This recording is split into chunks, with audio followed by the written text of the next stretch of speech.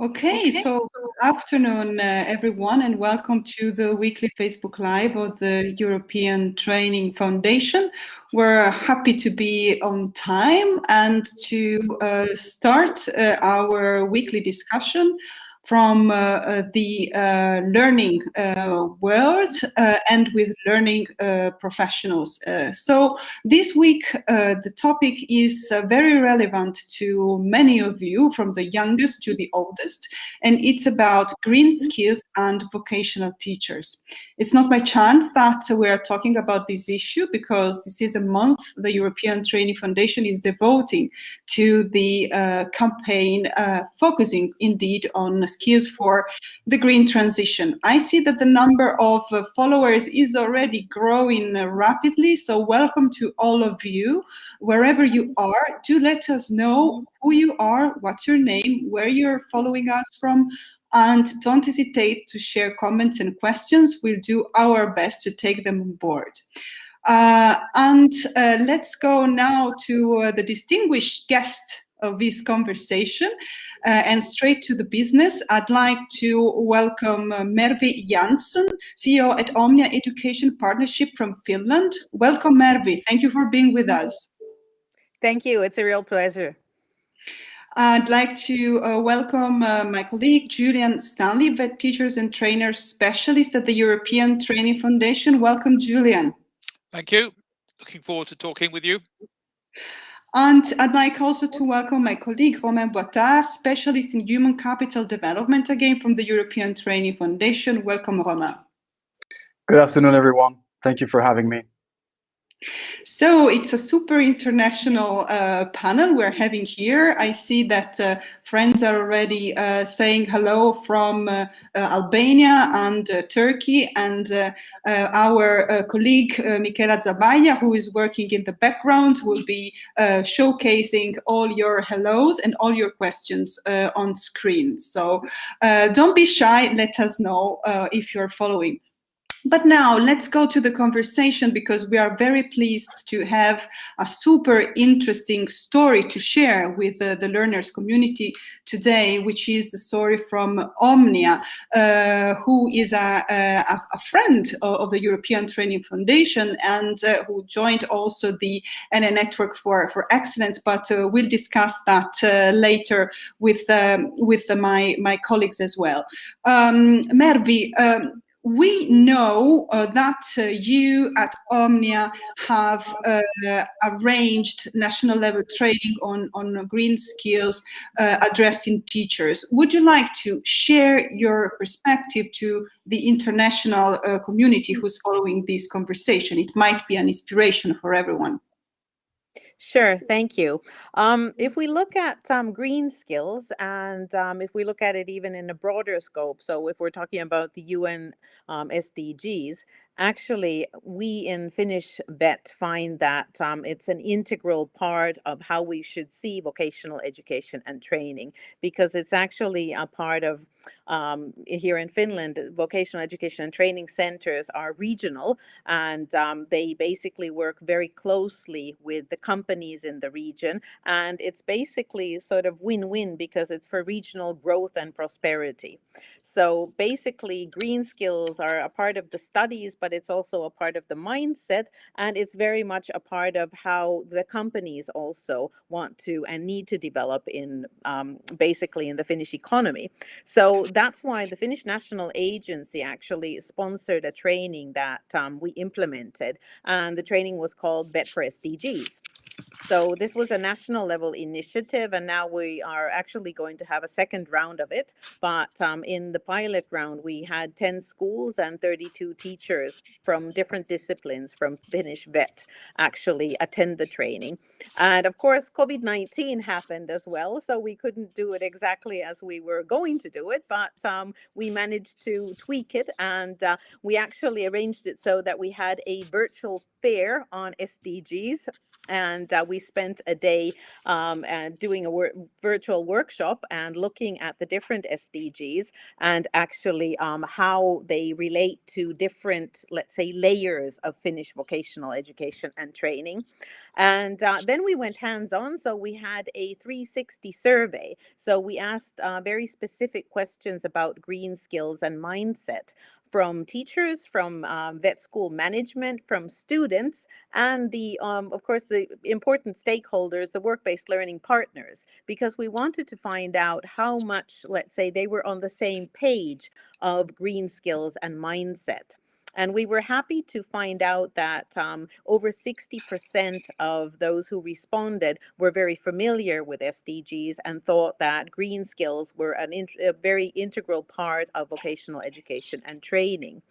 And over 70% of the students responded that green skills were actually integrated in their vocational studies, but only 26% said that they were integrated in work-based learning. So there is a lot that can still be done, but we were happy that, progress has been made over the years, because we've actually had green skills as a part of all the different vet curricula for the past 5 years. So it's not really something new, but of course it evolves, and because we of course wanted people to share their good practice and learn from each other, so we also had a good practice session and a good practice template that was used.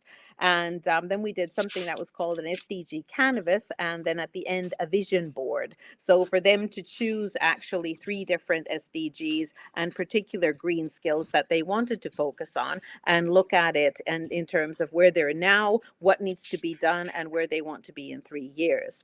So it was an extremely successful training, and it was very much enjoyed on a national level. Like I said, we're looking forward to doing round 2 of this, and also, happy to take that as an international initiative as well, because of course, now that we've piloted it here and we have the tools, and it would be extremely interesting to compare between different countries as well.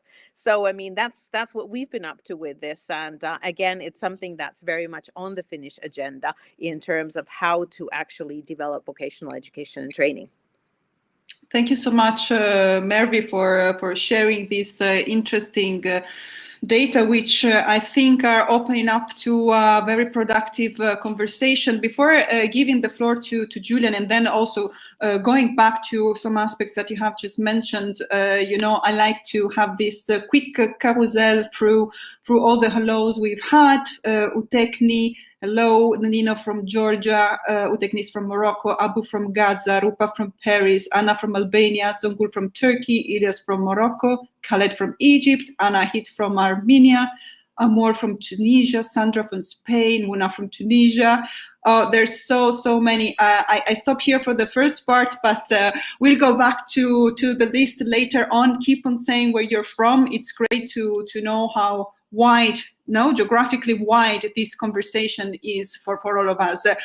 Julian, you as an expert on teachers training, so why when we're talking about green skill, it is so important to discuss about training the teachers, and what kind of skills teachers are going to need in order to prepare students for the green transition? You're muted, Julian. Hi, sorry about that. I was politely muting myself so I wouldn't give feedback to other people. Anyway, thank you for the question. I'm a specialist in teacher development, so I guess it's inevitable, I would say, that teacher professional development is important. I mean, I think it's not hard, I think, for us to agree that any kind of educational change, any kind of curriculum reform needs teachers to be on board. I mean, teachers are the driving belt of educational change. Without the teachers contributing positively and creatively, it's not going to work. Yeah, it's not going to work. I think if we consider the changes which are required for the greening of skills, perhaps teachers are even more important, because conventionally a lot of changes in vocational education are driven by employers. They're driven by changes in the curriculum to correspond to changes in the world of work. And I think in this case, to be honest about it, I think the world of work is a little bit behind. I mean, I think that's confirmed a little bit by what Murphy says about work-based learning kind of lagging behind education and training outside of the workplace. I think the fact of the matter is that a lot of industry would be carrying on the way they were if it weren't for political and social demands that they change. And I think that teachers need to look not only at what employers are saying they need, but they need to look beyond that to what society is saying, what governments are saying, what their communities are saying, in order to understand the importance of these changes. And therefore, teachers are, as it were, the sounding board for what their societies, what their countries need. And they've got a little bit more to do, I think, here than they would have in a conventional curriculum-driven reform. Beyond that, I want to talk a little bit about the kind of skills that they might need. And I guess the first point to make is that it isn't just skills. It is skills. You need new skills to teach, for green skills, to teach for sustainability, but more than skills. I mean, I think we could sort of characterize them, I suppose, a little bit into different groups. I mean, I think first of all, there's an issue of awareness. There's an awareness of the importance of these issues. And it's not just a general awareness, it's an awareness of how the issues of sustainability and of greening fit into particular subjects, where they're relevant, where they're not relevant. It's no good just having a general notion. You've got to connect it to particular components of what you're teaching and the manner in which you're teaching and the kind of decisions and choices that you're supporting your learners to make. The second area, I suppose, is an area of understanding and conceptualization. And there is a need to have the science. There is a need to understand some of the new scientific work which is being done about understanding, the issues around greening and the issues around conservation and the issues around what's going on in climate change. And therefore making these problems not only comprehensible, but actionable. Of understanding where there are points of action, where it makes sense to act, as opposed to where it might be trivial and inconsequential. So there's a whole area of understanding there, and then there's the actual skills. The actual skills which teachers need and which they need to be able to communicate to their learners of how to perform work, how to organize work in a manner which is sustainable. So this might be about saving energy, or it might be using materials in a different way, but these are actual skills. And then lastly, and perhaps most important of all, there's the issue not of skills and not of knowledge, but if I can put it like this, of will, of a recognition of the priority of these issues and a capacity to turn them into action. Because in this world, as we know, as we see the targets being set and then being failed to be missed, it's kind of not on a lack of understanding. It's not a lack of skills. It's a lack of a capacity to prioritize, and to make the hard decisions which have to be made about what is important and what is less important. And just to reiterate, these are not just areas of skill that teachers need, but teachers need to be able to develop these competencies in learners. I mean, it's not just their own capacities. What they need is the pedagogical skills of how to develop in learners, whether those learners be young people or whether those learners be old people. So there's a know-how, but there's also, if I can put it like this, an intergenerational issue of how these skills, knowledges, and competencies can be developed. And teachers are going to need to be able to do these with other teachers. There's no point in having a few green teachers and green trainers who are running ahead of the pack and doing marvelous things if everyone else is left behind, because it is not how teachers and trainers are going to be able to address these things. It's got to be a collective thing, so they've got to work with their colleagues and carry them with them. And it isn't just teachers either. I mean, people have been saying for a long time that teaching is increasingly a profession that needs to work with other professions. That the job of education can't just be left to teachers and trainers. And I think when we look at the area of sustainability and greening, we see that to an even greater degree. I mean, teachers are going to have to collaborate with researchers. They're going to have to work with business. They're going to have an outreach with entrepreneurs if collectively they're going to find solutions to these problems. So it's collective, it's collaborative, it's intergenerational.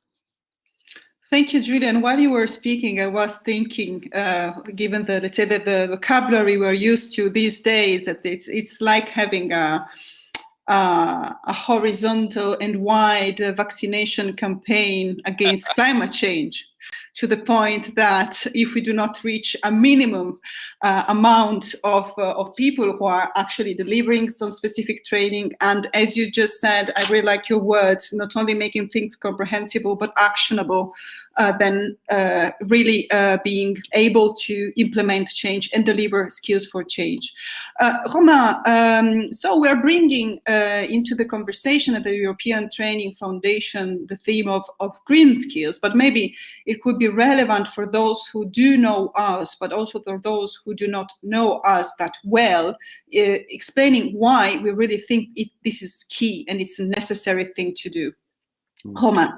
Thank you for that question. So the big picture is that the European Green Deal is a set of policy objectives to green our economy, and is to a large extent our roadmap on how we're going to make the EU trading bloc both carbon neutral and sustainable by 2050.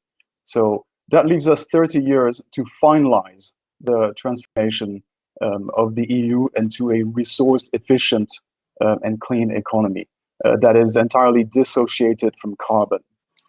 So it may seem like a long time, but when you consider the magnitude of the change, it's very short. And Julian mentioned the diversity of angles on the timeline on that. So it's a very broad set of diverse reforms. In fact, Medvi already mentioned the 17 SDGs. That I think that reflects the width of how much is to be done. But in a nutshell, our social and economic structures are the products of the way we think. So we need both the systemic transformations, but we also need individual behavioral changes, and this is why what Julian was saying was very important. This transition is going to impact how we produce, of course, but also how we consume and how we live and how we perceive our responsibilities as global citizens. And it's for this reason that the transversal competencies that we're discussing up till now, the values, the attitudes, the behaviors, they need to be given priority both in initial trainings, but also in continuous education for adults later on. Both the, sorry, did you want to? No, please go ahead, okay. Sorry. Both the young people and adults need to prepare for a different labor market. Workers need to reskill to maintain their competitiveness. The labor market is changing extremely fast, and we all need to prepare for that. Just to give you an example, there's a study by the ILO, the International Labour Organization, that estimates that the transition to green economies, as well as all the climate actions necessary to limit greenhouse gas emissions, globally could create 24 million jobs in just the next 10 years. So that's the scale at which we're talking here. And if we look just at the energy sector, in order for the energy sector, and this is globally, to transform the way it produces energy and rely on renewable sources, that would create 10 million jobs every 10 years until 2050. The other piece of statistics that I want to give just for our audience to really catch the magnitude of this change is the one from the World Economic Forum that suggests that if businesses start prioritizing nature-positive solutions, they would be able to create 350 million jobs in the next 10 years. So lots of jobs are going to be created. That's undeniable. Regrettably, some will be also lost. The idea is that less will be lost than those created. But so the challenge is to convert this climate and environmental challenges into opportunities in all policy areas, so that we make the transition fair for everyone, learners and workers. So it quickly becomes obvious that this transition radically changes what we need to learn and unlearn, I'd like to add, because without suitably trained workforce, the transition will not be possible.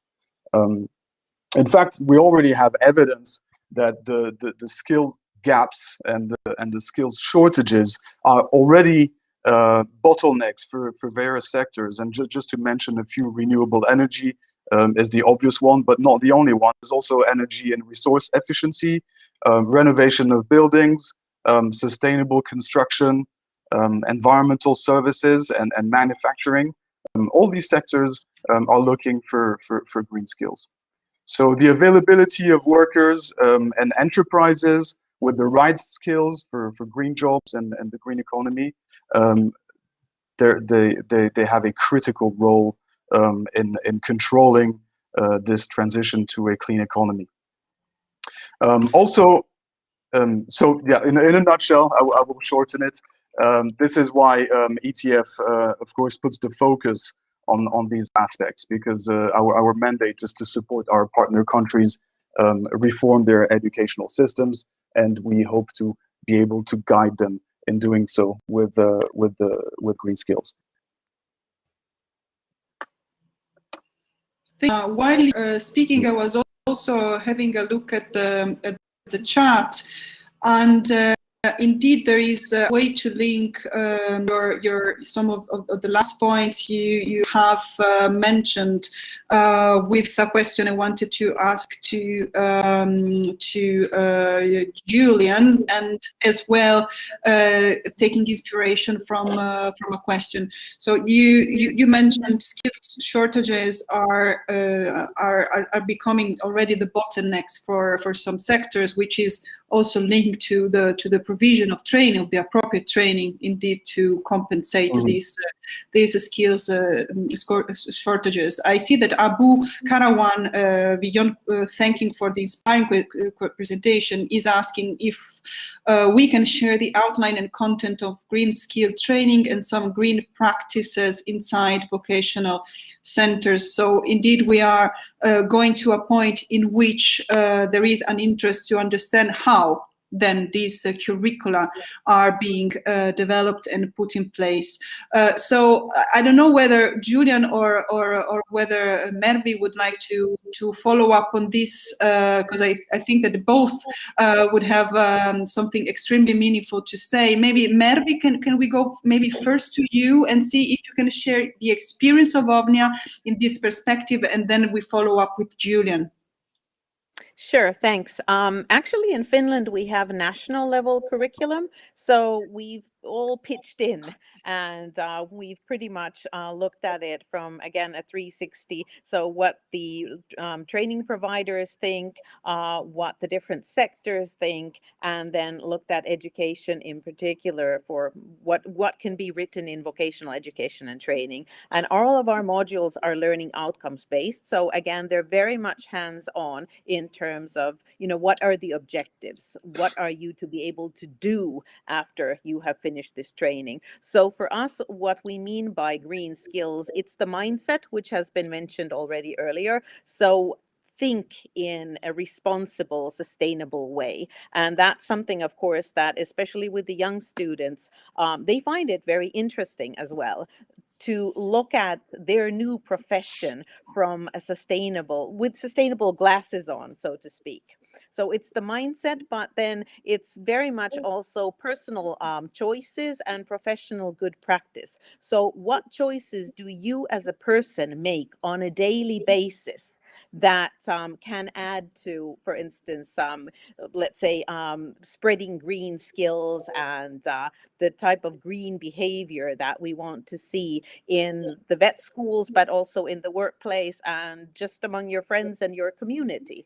So, I mean, that is a part of the curriculum. And then, of course, if we're looking at it from a professional point of view, whatever vet sector you're studying in, there's recycling, there's ethical choices of raw material, no waste policy, production methods, all of these are in the vet curriculum and for the different sectors. But I think what's really important is the mindset, because that's where it starts, with the awareness and the mindset. And then that creates the action. So that's how we see that it is embedded in curriculum. And actually, I can share some interesting news. If we're looking at something cross-cutting and what's new in Finland, we will have a new module called Climate Responsibility, which is actually one of the new elective modules in Finnish vocational education and training. And it's about encouraging climate responsible behavior, looking at your own work from a climate responsibility point of view, your community, and even climate change adaptation issues. So that's something that's just now new and released in Finland. Thank you very much, Mervi, and congratulations on the innovations which you're bringing forward and sharing with the whole community. Julian, linking to the curriculum, excuse me, curriculum changes aspects, what the learning providers need to do, according to you, to gear up to providing an appropriate curriculum? Okay. I thought you were going to ask me for some examples, but I'll save my examples and I'll come back to the issue of curriculum. Examples are always welcome, Julian. Well, I mean, in terms of curriculum, I mean, I guess that, I mean, there's different sort of dimensions. I mean, there's the curriculum which schools have got to teach. I mean, the given existing curriculum, and there, I suppose it's an issue of exploring in the existing curriculum, where there are green dimensions, where there are issues of sustainability, and they're always going to exist. I mean, schools and teachers are constrained by the curriculum, but there's always going to be issues in the existing curriculum where issues can be explored in a critical way from the point of view of green skills. So, the issues we've been talking about methods, about materials, about waste, and so on can be addressed. So that's one dimension. Then obviously there's a dimension of new curriculum. And some schools have the opportunity to innovate in terms of generating new curriculum, or proposing new curriculum, or working with partners to develop curriculum. And there, as colleagues have mentioned, as Romain has mentioned, and as Mervi has indicated, there are new occupations emerging. So there are opportunities for developing brand new curricula corresponding to these new occupations. And obviously there's an opportunity for institutions to think about those occupations which are particularly relevant to where they are, to the communities they're serving, and to the opportunities which exist in their regions and in their communities. Because, schools, learning providers are very often serving, their populations and we see that, we see that with organizations which are particularly trying to address that. Thirdly, I guess there's the area of what we might call cross-curricular or extracurricular work, where schools have some discretion and learning providers have some discretion to do things outside of the formal curriculum framework. And there's a lot of activity here where schools are developing cross-curricular activities to do with understanding of sustainability issues, or perhaps they're participating in competitions. Competitions have been a good way into this, and it builds upon the motivation that learners and that teachers have for these issues. For example, in Israel, There's been a national competition, which a lot of centres are involved in, of addressing these issues, you know, outside or across the conventional curricula. So I think, you know, I think there are a variety of ways in which these issues can be addressed. You know, schools are always a bit constrained by curricula. You know, I mean, schools don't have complete freedom. There are prescriptions on what they're permitted to do and what's treated as being valid and what's treated as having value in the labour market. But I think there are different ways that schools can take the initiative. You know, depending on whether they're kind of within the existing curriculum, whereby they're being genuinely creative, or whereby they're working across the curriculum and in the spaces between the curriculum. Thank you very much, Julian, for raising some examples that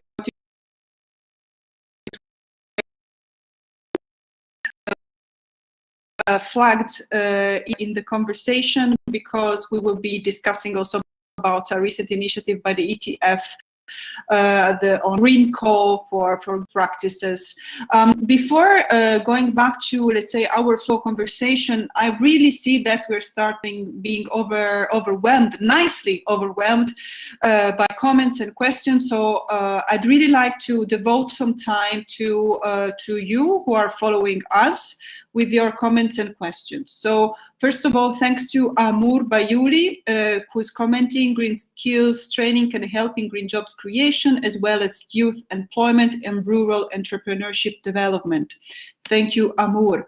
Then I'll collect some of the questions, and I'll ask the speakers to kindly take them on board. Just give me for a sec. Okay, I see Ilyas Charibili is asking if there is any online course about green skills from us, from the ETF. Maybe I'll ask Romain to mention our upcoming conference, and my colleague Michela will share kindly on screen the link to get info about how to follow that live wherever you are in the month of June. Samah Amuda is asking, what are the dimensions of green skills? And then I see that Alistair is asking, can you give some examples of new occupations related to the green transition? Then we have two more very interesting comments, but we'll take them in a second round. So first, I'd like to go to Romain on mentioning the upcoming conference. You see the link on screen, and then we'll take the next two. Romain, over to you. Okay, I just had to unmute myself. Yeah, thank you very much for this question. I'm happy to take it because we have a number of initiatives ongoing, which the audience should be aware of. Definitely, if it comes to understanding better what is meant by green skills and skills for the green transition, I would recommend some of the publications that we have that came out recently on our website.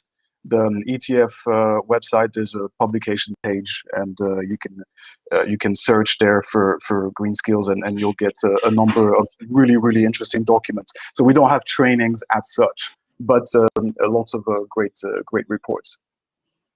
With regards to the conference that's going to take place in June, the idea is there to discuss learning as broadly as possible. We now call it lifelong learning, in order to take forward not only the digital revolution, but also to see how skills for the green transition appear in that framework. So it's a very ambitious program. It's going to last for a full week with dozens of sessions on different subjects.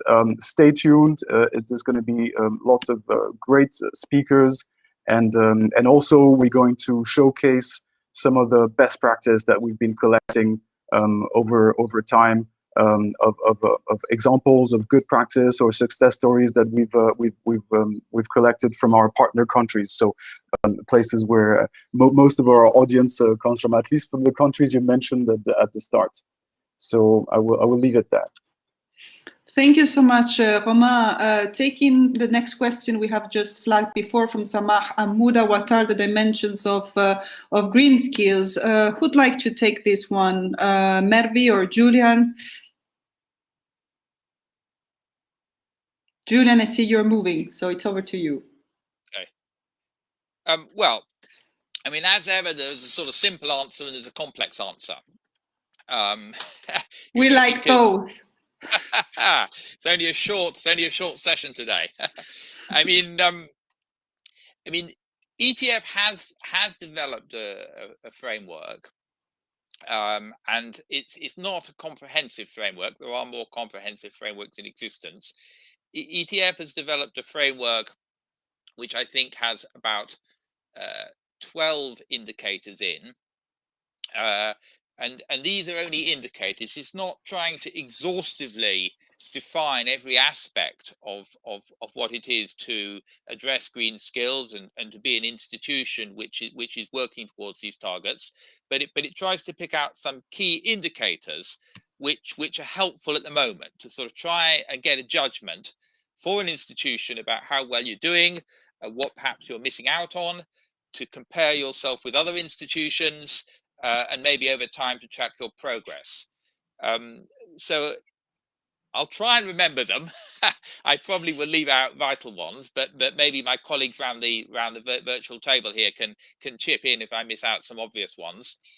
I mean, clearly, curriculum is an obvious one. So it's about the extent to which the curriculum is directly addressing green skills, be they, as I say, about awareness or about understanding, or be they about addressing new occupations or existing occupations. So there's a sort of range of curriculum things. Then I guess there's issues about the empowering of actors.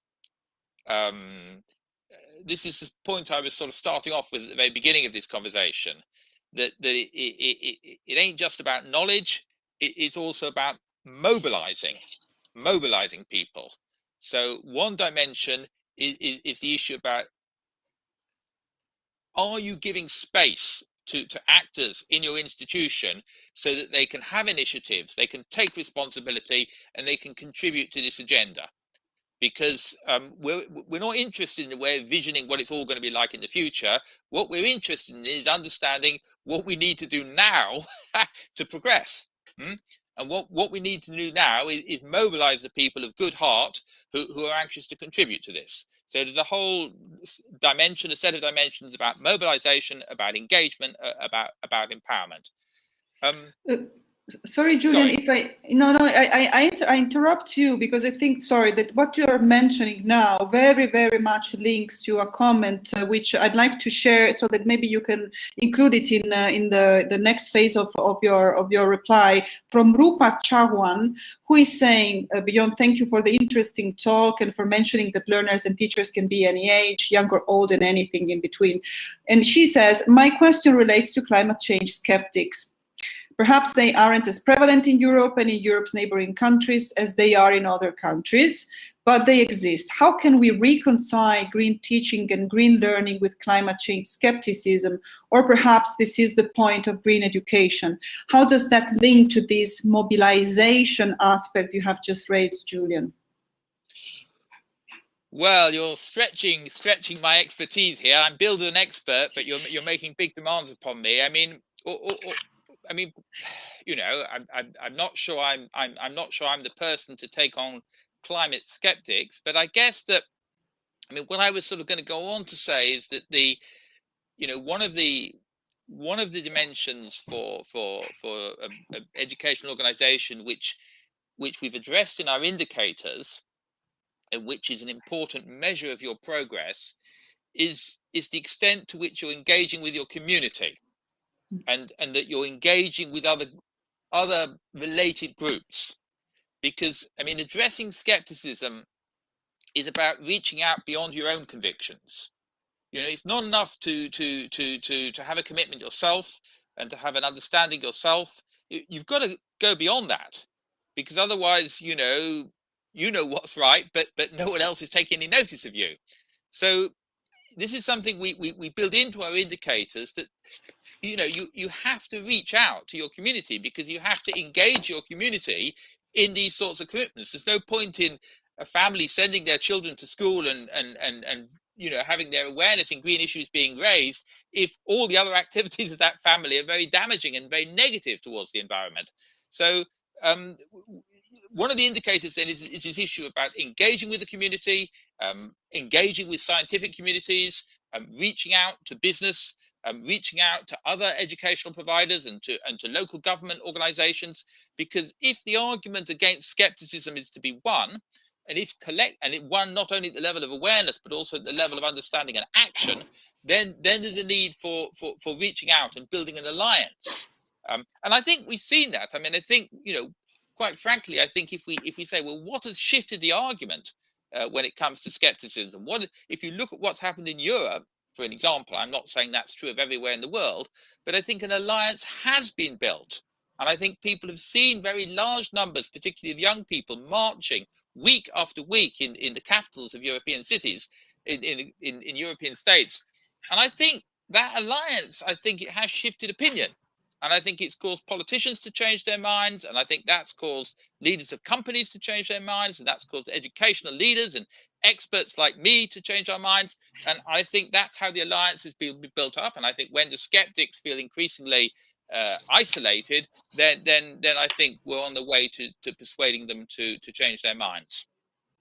Thank you very much, Julia, and also for stretching your expertise. Apologies for bringing in the questions, but I really think that our followers are really bringing good inputs for the conversation. So keep on doing that. It's much welcome. Just before we move on, I mean, another domain of the indicators is, of course, the issue about the carbon footprint of the institution. So clearly a whole dimension is about practicing what you preach, and about what are the institutions doing in their own mode of working, in order to be aware of their own impact upon the environment. And that's, again, something we've tried to give people tools to measure and encourage them to reflect about and set targets. So I have to say, it's not an area as yet where we believe that educational providers have made an enormous amount of progress. It's kind of not something which the level of achievement is relatively high, but it is being taken on board. Thank you, Julian. Connecting this, let's say, this higher level reflections to the practice which is put in place by Omnia, since we are very grateful to have Mervi in this conversation with us. Maybe, Mervi, if you don't mind taking two questions which we have received.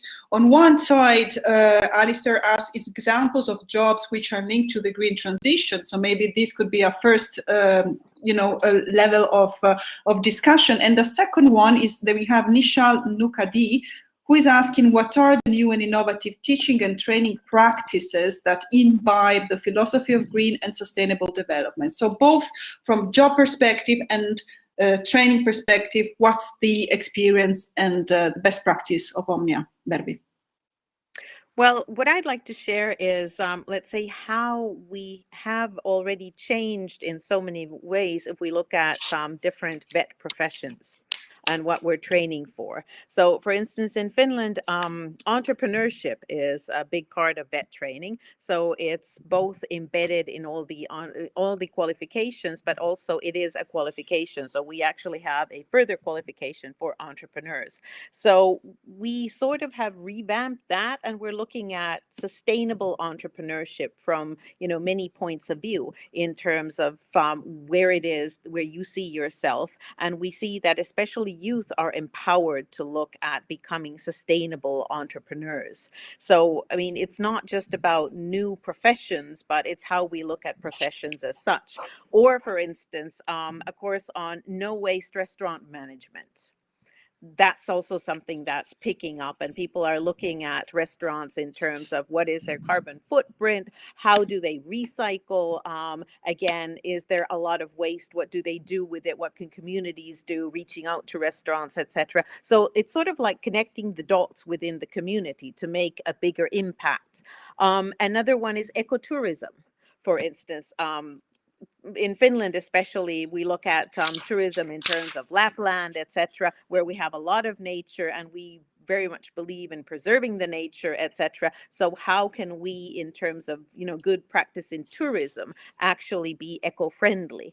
But it can be, for instance, eco-friendly building as well. So what kind of raw materials do we use on construction sites? How do we train basically for construction professions so that we're looking at eco-friendly building? So I would say that yes, it's perhaps new professions, but it's very much about green branding, also VET and the professions we're already training for, and we can do a lot there.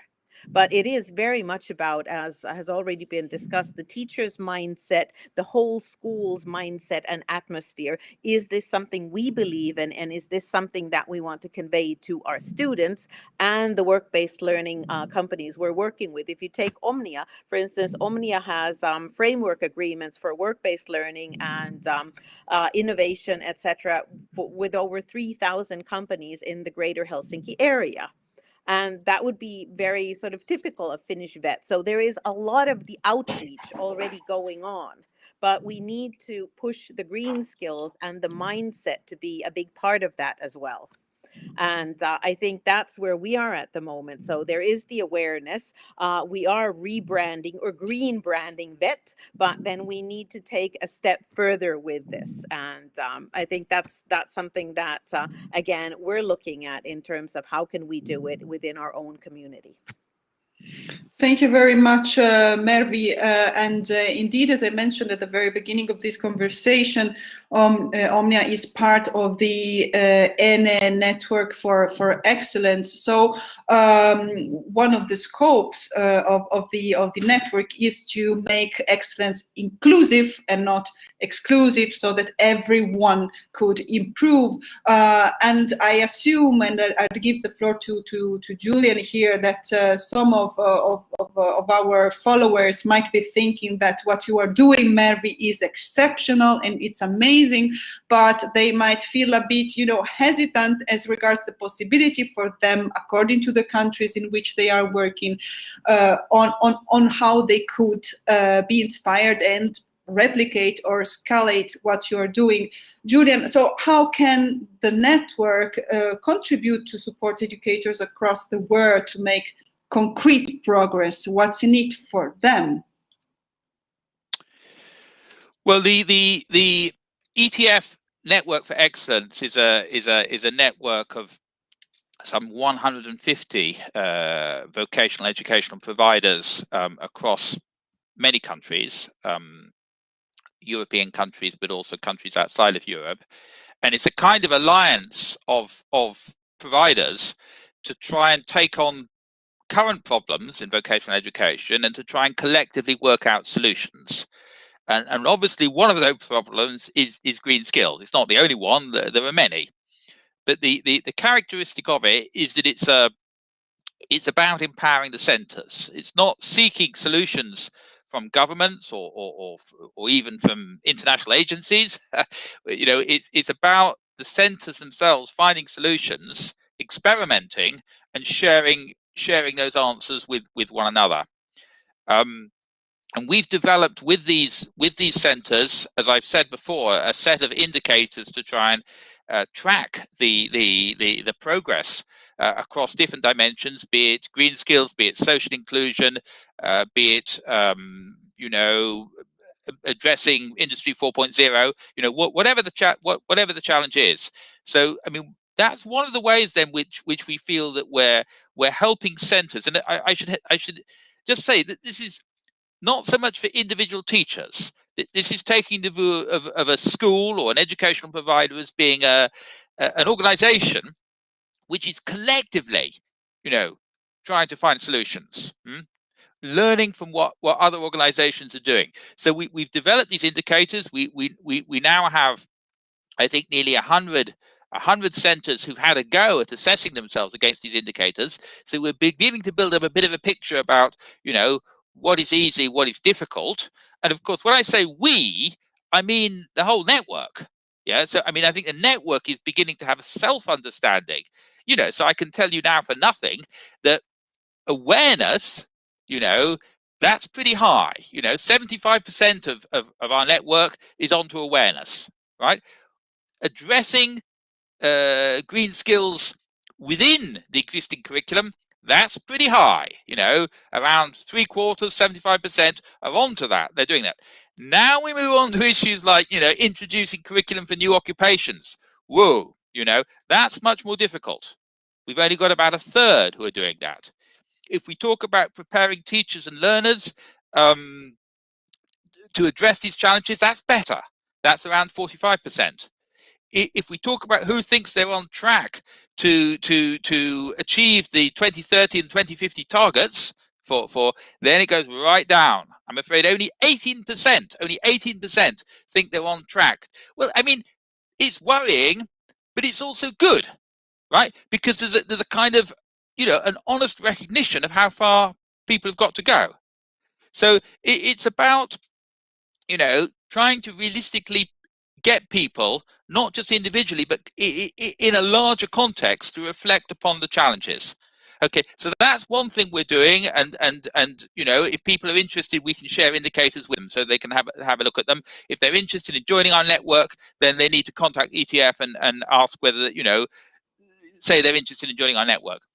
And then I suppose the other thing I should mention is that on the back of this network, we plan to launch a partnership, which we hope to be in existence by June, which will be a group of vocational schools, vocational providers who are really wanting to commit to working on this theme in particular.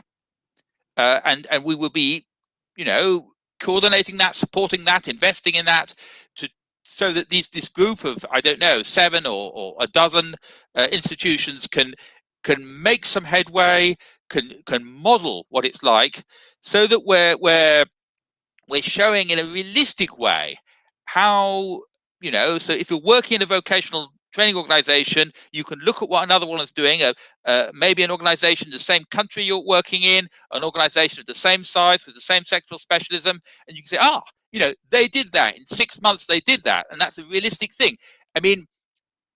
It's impressive to learn about what might be going on in other countries which are remote. It gives us a vision, but it's great also to see what people are doing in an organization similar to yours, in a country rather like yours, because it's about incremental change as well as having a vision.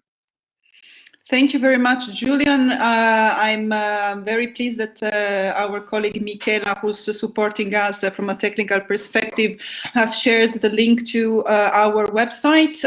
So if you go on www.etf.europa.eu/ENE, you'll find more info about the ENE network, and you'll also find Omnia being mentioned there as part of the network. So kind of going towards the conclusion of this conversation, which started in Finland and then moved across the neighborhood à vol d'oiseau, I'd like to give the floor to my colleague Romain, because the ETF has been exploring changes linked to the green transition and EU capital development in the EU neighboring countries. Could you briefly summarize, just to close the discussion, what the situation looks like, and if you can give some examples? Romain, over to you. Thank you. Yes, thank you for that question, gladly. So what we find through the number of running research projects that we have with our partner countries, one of them is called the Future of Work, where we try to anticipate, in collaboration with the countries, what is happening to the labor market and what skills are emerging to have an idea of what is likely to happen in the future.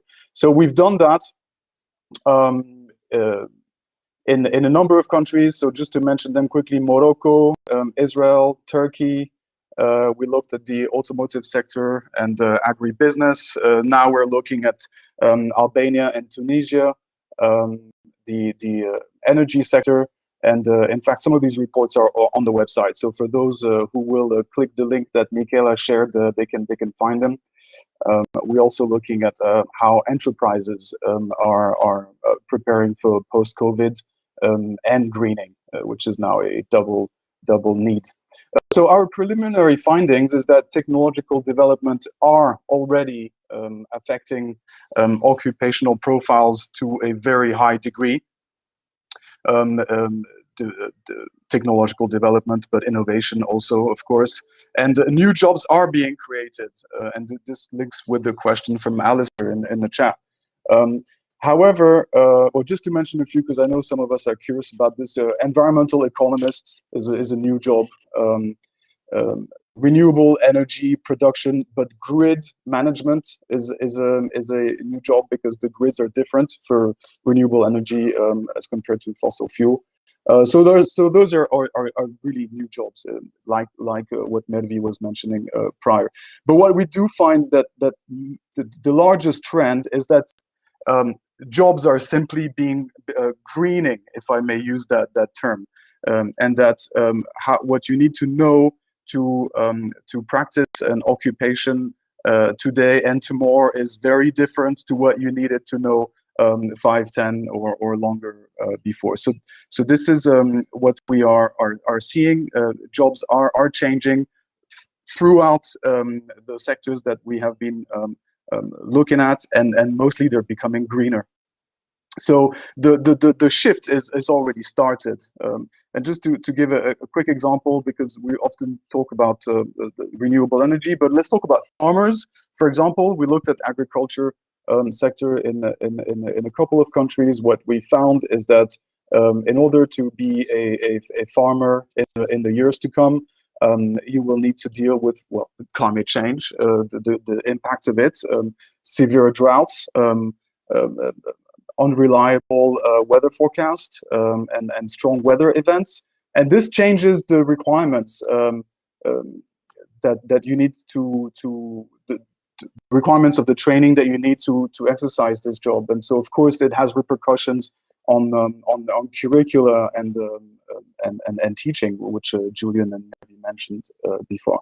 But what we do find is that the transition to a greener economy will have a profound impact on the labor market. It has started. Some new jobs will be created, already being created, but it's mostly jobs that are just being greener.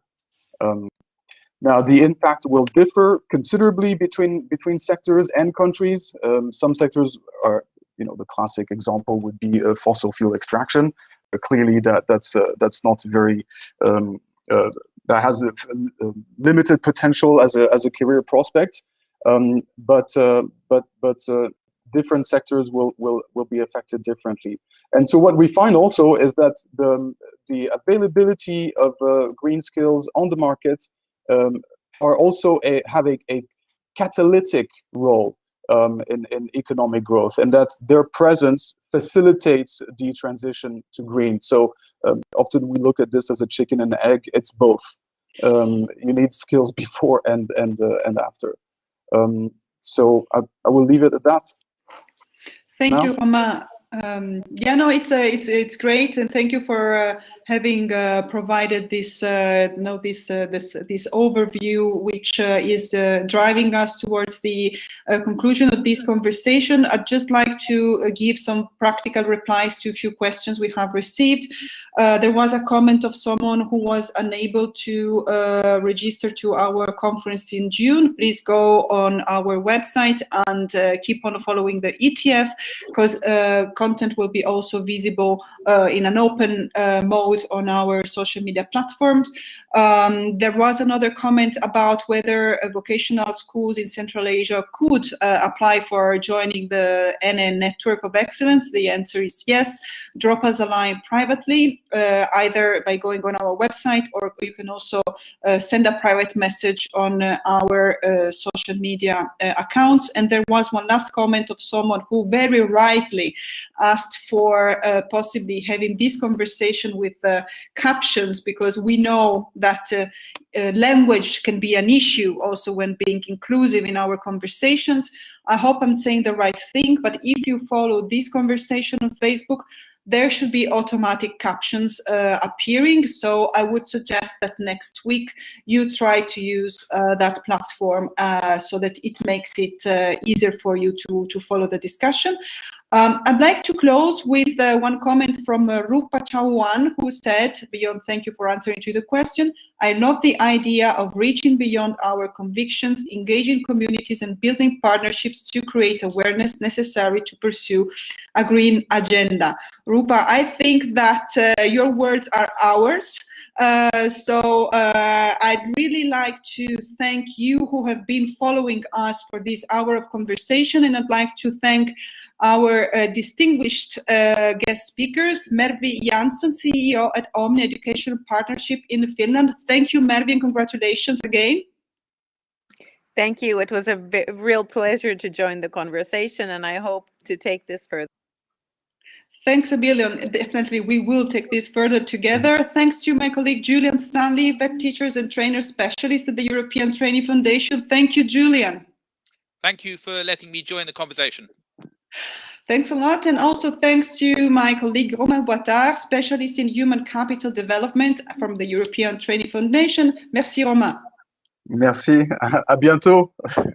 À bientôt. And to those of you who have been following us, thanks again, and come back next Wednesday, same time, 4 o'clock Central European time, on YouTube, on LinkedIn, on Facebook, and we'll continue the conversation on green skills. Thank a million, and goodbye, everyone.